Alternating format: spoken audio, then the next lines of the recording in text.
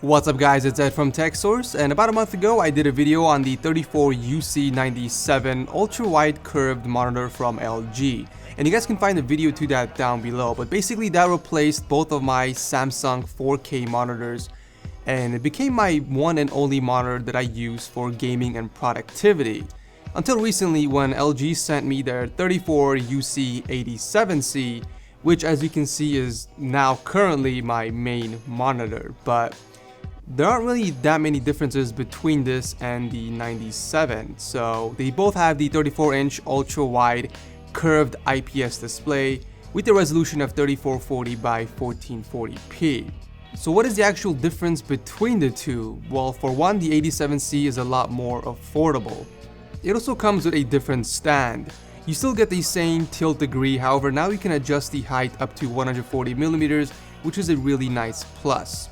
The mount sports a gray aluminum finish with a plastic base, which is really sturdy, and there's also a VESA mount option for those that prefer going that route. One of the things I really like about the 87C is the fact that it has a black frame and a back panel, which better matches the overall theme of the monitor and my desk. I'd be lying if I didn't say that was a factor that convinced me to switch.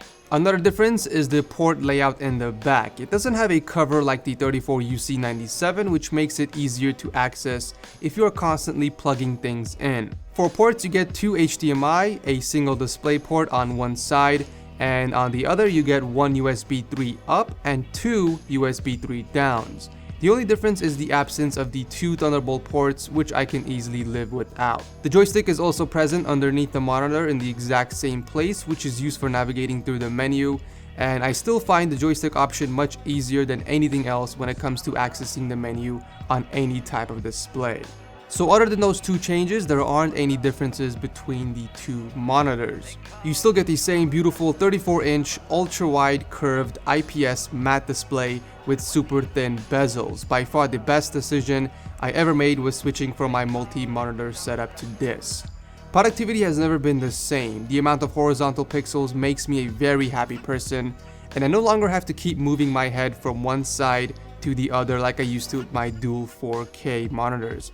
And even then I wasn't able to use up the entire screen real estate. The sides of both monitors would be so far from my eyes that I have to constantly lean forward to get a clear look, so it was kind of pointless having them around in the first place. However, with the 34-inch ultra-wide monitor, I am able to keep my head at the center, and because it has a slight curve, the distance between the monitor and my eyes remain the same as I pan from left to right, which eliminates visual distortion.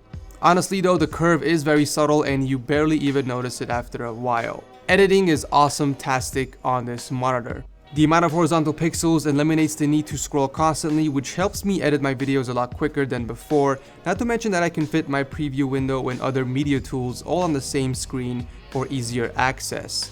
For web browsing, you get a ridiculous amount of space to hold your tabs if you're a tabber like me, and multitasking is just so much better. I get to fit two full windows on each side without compromising anything, but if you find yourself squinting because texts are too small, then you would be pleased to know that scaling doesn't affect the quality and you still get very sharp text. The monitor also provides sRGB over 99% color space, which will give you amazing true-to-life colors that makes this monitor an ideal choice for photographers and graphic designers. Since it does have an IPS display, you get amazing viewing angles, so I don't see why you can't share the screen with a buddy while watching movies. But let's talk about gaming. As I mentioned before, I do game a lot. In fact, I've been gaming a lot more ever since I transitioned to an ultra-wide monitor. It's just that much more enjoyable to game on. Games look super sharp thanks to its 3440 by 1440p resolution.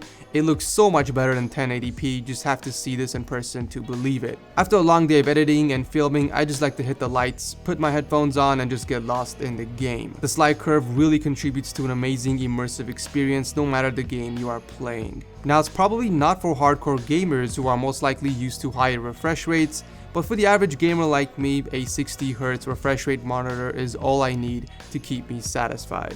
Now, don't even get me started on watching movies on this thing. Yeah, it's pretty badass.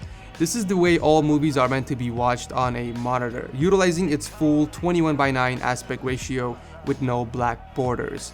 Let's just say my Vizio 4K Smart TV is getting a bit lonely over there, since now I watch my movies at my desk. Add some surround sound speakers and you have yourself an immersive theater experience.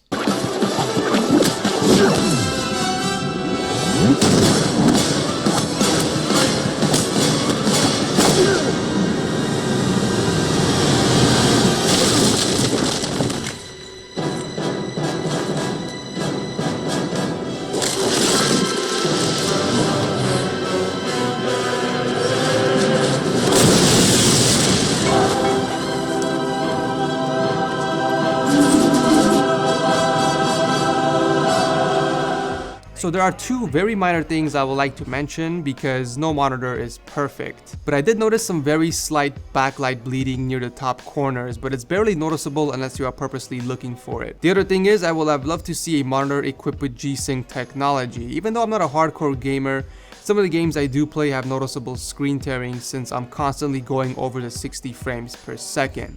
I mean, Big Red pretty much eats up any game I toss at it at max settings, so I'm always above the 60 FPS count. And since the monitor is capped at 60Hz refresh rate, I experience screen tearing, which means I'm forced to enable VSync and stay capped at 60 FPS.